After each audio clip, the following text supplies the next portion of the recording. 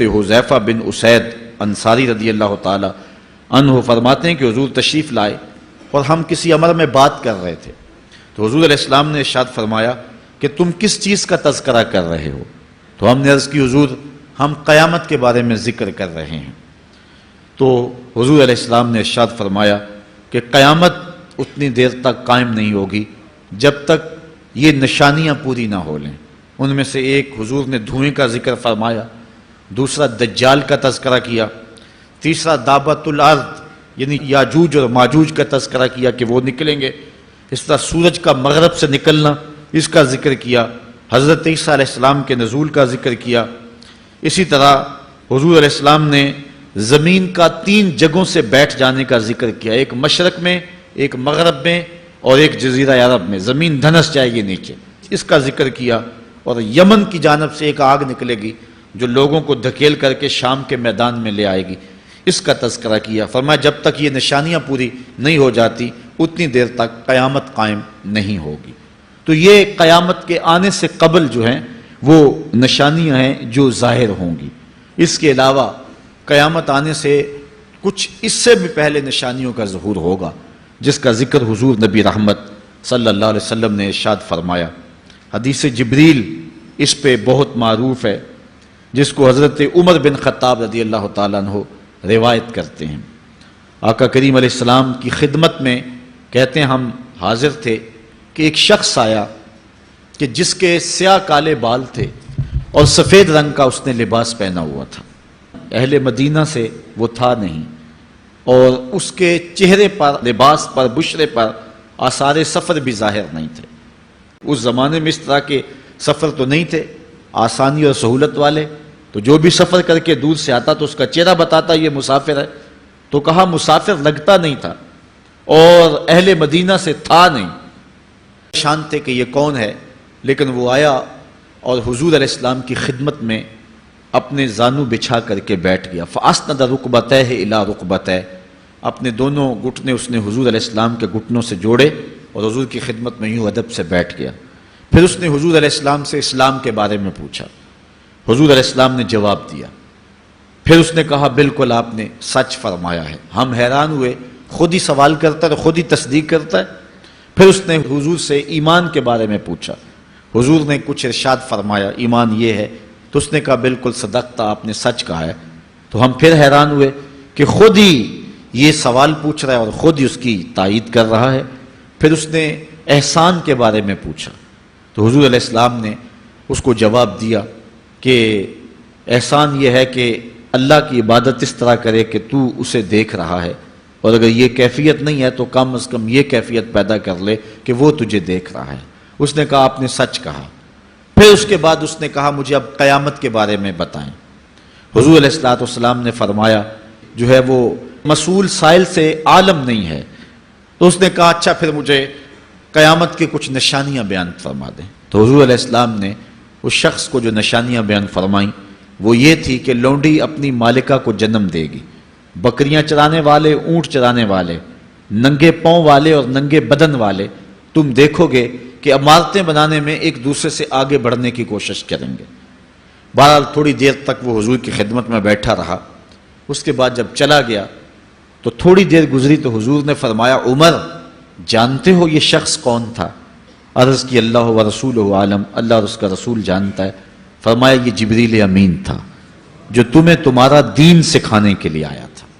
تو حضرت جبریل امین نے آ کر کے حضور سے جو 4 سوالات کیے ان میں سے ایک سوال یہ تھا قیامت کب آئے گی اور قیامت کی نشانیاں کیا ہیں؟ تو حضور نے یہ نشانیاں بیان فرمائیں کہ لونڈی اپنی مالکہ کو جنم دے گی، اور یہ نشانی اب ہمارے سامنے ہے کہ آج اولادیں اپنے جو ہے وہ ماں باپ کی آقا بنی ہوئی ہیں، بیٹی آج ماں کی حکمران بنی ہوئی ہے۔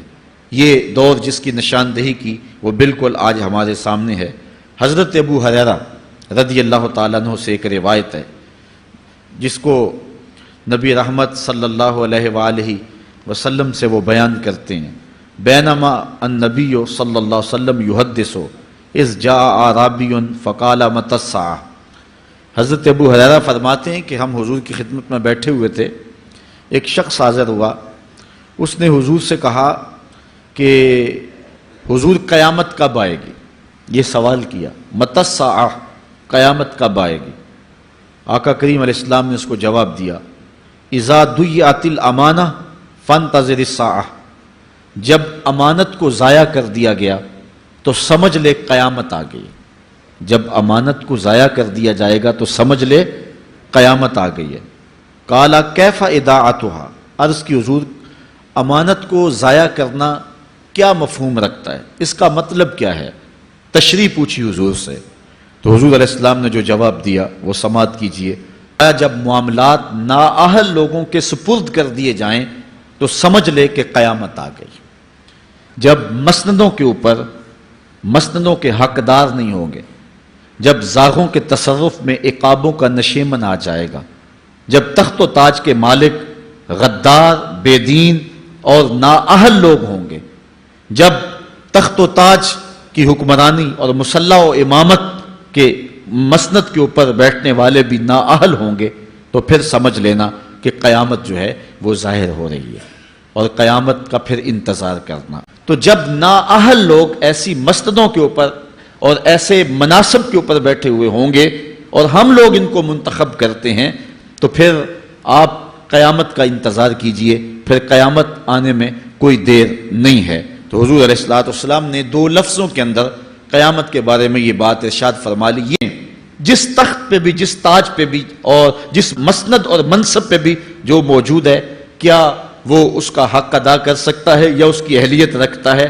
وہ کیا کسی شاعر نے کہا تھا کہ ہر شاخ پہ الو بیٹھا ہے، انجام گلستاں کیا ہوگا؟ اور رومی نے اپنے زمانے میں کہا تھا کہ سگ وزیرو گرگ میرو موشرا درباں شود، این ارکان سلطنت ملک را ویراں شود۔ یہ ایک دردناک کہانی ہے، لیکن قیامت کی نشانیوں کے حوالے سے آپ اس بات کو سمجھیں اور حضور علیہ السلام کے فرمان کی روشنی کے اندر ہم اپنے حالات کا جائزہ لیں۔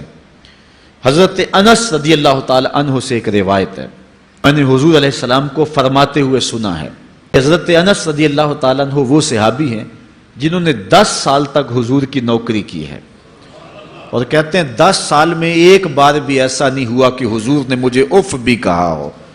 کہتے ہیں کبھی ایسا ہوتا کہ میرے ہاتھ سے کوئی برتن ٹوٹ جاتا، ازواج مطہرات جو ہیں وہ اس پہ ناراض ہونے لگتی، تو حضور علیہ السلام روک دیتے، فرماتے اسے کچھ نہ کہو، اس برتن کی عمر ہی اتنی لکھی ہوئی تھی، یہ اتنے عرصے کے لیے ہی پیدا کیا گیا تھا۔ تو آقا کریم علیہ السلام نے جو ہے وہ ازواج مطہرات کو بھی روکا کہ وہ مجھے جھڑکے نہ۔ خدمت رسول اللہ صلی اللہ علیہ وآلہ وسلم 10 سنین، میں نے پورے 10 سال حضور کی نوکری کی ہے۔ بلکہ جب آپ کہیں گے کہ حضور کے خادم کا نام کیا ہے، سارے صحابی حضور کے خادم ہیں، لیکن نام حضرت انس رضی اللہ تعالی عنہ کا آئے گا۔ یہ حضور علیہ السلام کے خادم خاص ہیں، اور حضور سے بہت ساری باتیں انہوں نے سنی ہیں۔ تو ان باتوں میں سے ایک بات کہتے ہیں، سمیت رسول اللہ صلی اللہ علیہ وسلم یقولو، میں نے رسول کریم صلی اللہ علیہ وسلم کو کہتے ہوئے سنا، ان من اشراط الساعۃ ان یرفع العلم، قیامت کی نشانیوں میں سے ایک نشانی یہ ہے کہ علم اٹھا لیا جائے گا، جہالت پھیل جائے گی، علم اٹھا لیا جائے گا۔ اس کو علم کہا جاتا ہے جو مومن کے سینے کا جمال اور نور ہے، آج وہ اٹھا لیا گیا ہے۔ آج لوگ کہتے ہیں جی جتنا علم آج ہے اتنا علم پہلے تو نہیں تھا۔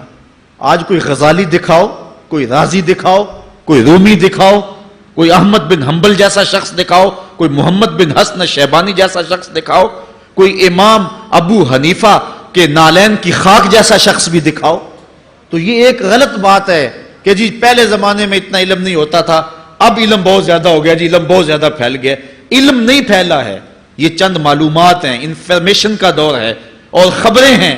جو علم ہے، جو کہ مومن کے سینے کا جمال ہے اور باطن کا نور ہے، جو زندگی کی راہوں کو اجالتا ہے اور زمانے کو مالک کی دہلیز کے قریب کرتا ہے اور انسان کو انسانیت سکھاتا ہے، وہ علم جو ہے وہ اٹھتا چلا جا رہا ہے۔ اور حضور سے پوچھا گیا کہ حضور علم سینوں سے اچک لیا جائے گا، سینوں سے کھینچ لیا جائے گا؟ فرمایا نہیں، علماء اٹھا لیے جائیں گے۔ جب علماء فوت ہو جائیں گے تو ان کی جگہ اس درجے کے لوگ نہیں آئیں گے، پھر زوال پذیر سلسلے ہوتے چلے جائیں گے، علم اٹھا لیا جائے گا۔ جب سینے علم سے خالی ہو جائیں گے تو پھر قیامت آ جائے گی۔ اس لیے حضور علیہ السلام کا فرمان ہے، کائنات کی ہر شے علماء کی زندگی کی دعائیں مانگتی ہے۔ حتی الحیتان فی البحر، یہاں تک کہ سمندروں اور دریاؤں کے اندر مچھلیاں بھی علماء کی زندگی کی دعائیں مانگتی ہیں. انہیں پتا ہے علماء ہیں تو کائنات معرض وجود میں آئی تو موجود رہے گی، اگر علماء نہیں ہوں گے تو کائنات جو ہے وہ بالکل قیامت کا شکار ہو جائے گی. تو پہلی چیز حضور نے ارشاد فرمایا ان یرفع العلم، علم اٹھا لیا جائے گا، ویکثر الجہل، اور جہالت عام ہو جائے گی. علم کی جگہ جو ہے وہ جہالت عام ہو جائے گی. آج علماء نہیں رہے ہیں، آج ہم جو ہے وہ انحصار کرنے لگے ہیں چند ٹیلی ویژن چینلوں پہ، اور اس کا نتیجہ کیا ہے کہ مختلف چینلز کے اوپر بیٹھے بہت سارے لوگ گمراہی پھیلا رہے ہیں. یہ ایک الگ داستان ہے، ایک الگ کہانی ہے کہ کس طرح سے علم کا گلا گھونٹا جا رہا ہے اور کس طرح جو ہے وہ لوگوں کو گمراہ کیا جا رہا ہے. یہ جہالت کی کثرت ہے. اور تیسری بات جو حضور نے ارشاد فرمائی وَيَكْثُرَ الزِّنَا، زنا عام ہو جائے گا. نظر کا زنا یہ تو اس زمانے کے اندر برا رہا ہی نہیں ہے، لوگ اس میں کوئی آر ہی نہیں سمجھتے. کسی کی بہن اور بیٹی کو دیکھنا اور اپنی آنکھوں کو شہوات سے بھرنا یہ بندہ محسوس ہی نہیں کرتا ہے. حضور علیہ السلام نے ارشاد فرمایا من زنا زنیا بہی ولو بہی تان دارہی، جس نے زنا کیا یہ عمل اس کے گھر بھی لوٹے گا، اگرچہ وہ اپنی دیواریں اونچی اونچی کیوں نہیں کر لیتا. اگر آج کوئی کسی کی بہن بیٹی پر اپنی نظروں کو غلیظ کرتا ہے تو وہ یہ کیسے کہہ سکتا ہے کہ میری بہن اور میری بیٹی کسی کی گندی نظروں کا شکار نہیں ہوگی. یہ مقافات عمل ہیں. گندم از گندم بروید جو سے جو، از مقافات عمل غافل مشو. اس لیے بدکاری پھیل جائے گی، نظر کی بدکاری اور ہر طرح کی بدکاری. اور یہ اتنا برا اور کبھی کام ہے کہ اللہ تعالیٰ جل شانہ نے قرآن مجید میں اسے کھلی بے حیائی قرار دیا ہے. آج میڈیا کے ذریعے، آج انٹرنیٹ کے ذریعے اور یہ جو موبائل پیکج کی مصیبت نکلی ہے، اس سے معاشرے کا امن خراب ہو گیا اور معاشرے کے اندر حیا کا جوہر جو ہے وہ لوٹ لیا گیا ہے. اپنی نسلوں کی حفاظت کریں، ان کے ہاتھوں سے جو ہے وہ ناول چھینیں اور ان کے ہاتھوں سے جو ہے وہ اس طرح کی مخرب اخلاق سیڈیز چھین لیں اور ان کے ہاتھوں میں اللہ کا قرآن دیں اور رسول کریم علیہ السلام کی احادیث تھمائیں اور ان کو راہ حق کا مسافر بنائیں. یہ ذمہ داری ہے والدین کی.